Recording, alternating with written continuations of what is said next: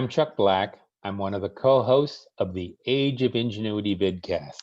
And I think that our government leaders and trendsetters, no doubt disappointed at not being considered trustworthy, they seem hell-bent on using the current crisis to demand respect and increase their power.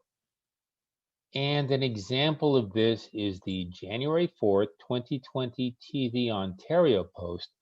The lockdown is not an attack on religious freedom in Ontario.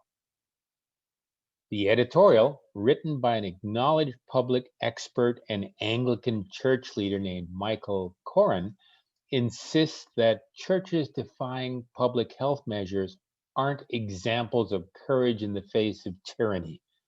Religious leaders may be about saving souls, but they should also be about saving lives. Now, the editorial doesn't support any of those statements with scientific evidence or logical reasoning or even an emotional call to patriotism. And any competent preacher is going to tell the author that religious leaders always must focus on souls, even at the expense of lives sometimes. But the editorial instead tells us that as flawed and as difficult as the lockdown is, it's a central tool in the fight against the plague.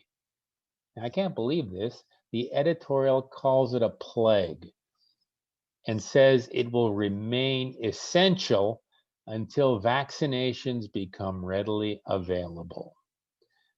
Now, without reason and evidence, that entire last statement in the editorial relies on faith entirely.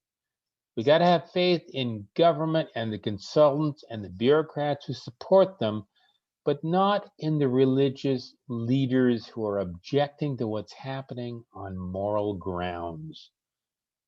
Now, we're even told that the underlying assumptions of the required faith in government is problematical. However, as flawed and as difficult as the lockdown is, we have no other choice. In essence, the old saying has been reversed. In God we trust, all others pay cash no longer applies.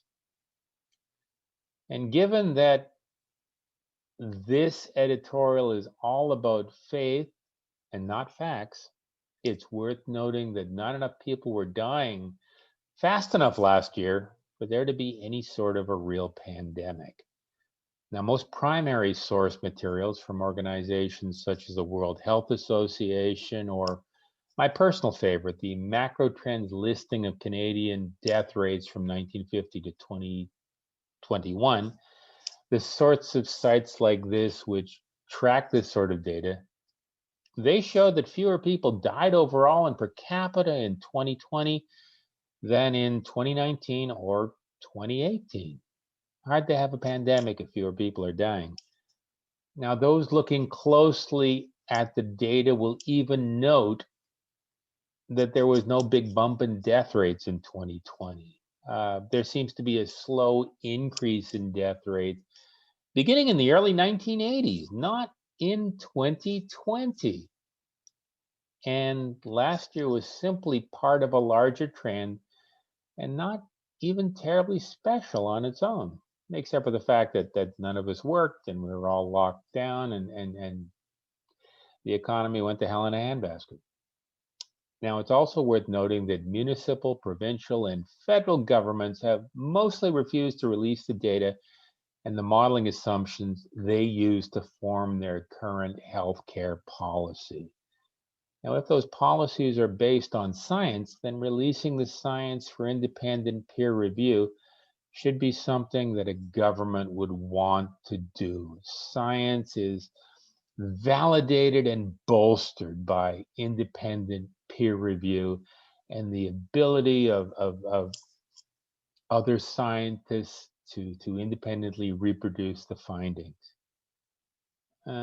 But of course, if the evidence doesn't support the science, then we all need to rely on the faith that governments will act in our best interests, which is what the editorial is kind of hoping will do.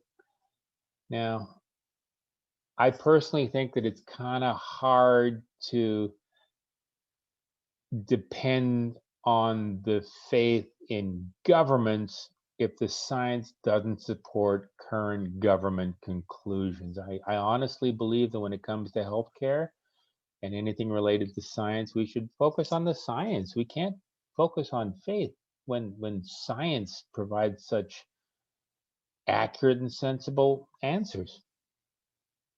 Now, I also find it hard to understand or explain why businesses are labeled essential and allowed to remain open in lockdown for reasons having nothing to do with disease protocols or virus mitigation strategies. For example, big box stores with a capacity far in excess of most church chapels remain open for business.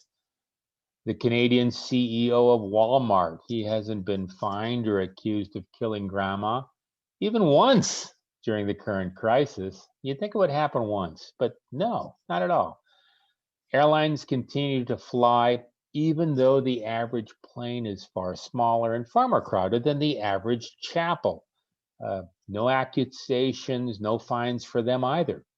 And other large companies without the proper political connections, such as Hudson's Bay, a venerable known old Canadian company now owned by Americans. Hudson's Bay has even gone to court to be allowed to remain open like its competitors.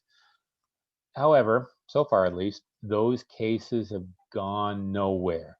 No accusations or fines for the Hudson's Bay executives either. Uh, but a lot of church leaders all across the country, they've been fined, they've been threatened, they've been accused of killing grandma, they've been accused of being Nazis or fascist or worse, simply for wanting to worship their God where and as they wish. Now, those threats and accusations weren't caused by the virus. They were done to the churches by people like us, other people who targeted the churches, perhaps because they haven't hired enough Parliament Hill consultants or made enough contributions to the properly connected bagmen to earn their safety. But then again, in Canada at least, we're not required to pay protection money on top of our regular taxes in order to feel safe from government or from other bullies.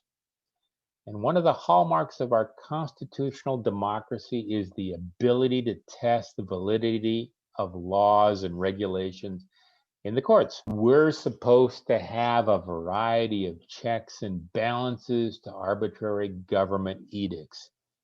And they're supposed to be accessible to all, including the churches. But that doesn't seem to be a right we currently enjoy. A lot of court cases are in the queue and waiting to be heard, and a lot of them are related to our current crisis, but all seem slow to move forward. The Hudson's Bay Challenge hasn't gone to court yet. Constitutional lawyer Rocco Galati's national challenge to the various provincial and federal lockdown regulations done under the auspices of Vaccine Choice Canada doesn't seem to have gone anywhere either. Multiple organizers of the various independent Canada-wide freedom protests, which have been going on since April of last year, they've been ticketed, often multiple times, for holding large public gatherings in contravention of various lockdown regulations, and they haven't received their day in court either. Adam Skelly, the owner of Adamson's Barbecue, and other business owners who intentionally kept their businesses open in order to receive fines and summonses to appear in court and answer for the charges, well, they haven't appeared in court either. Multiple pastors and ministers, not just a single Waterloo example noted in the editorial we began this with.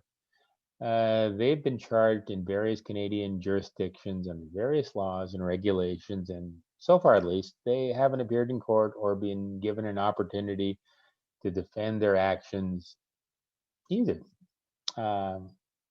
Now, I'm thinking that if some of these cases don't get to court soon, some of the more cynical among us are going to begin worrying about due process or the lack of due process, and our constitutional rights.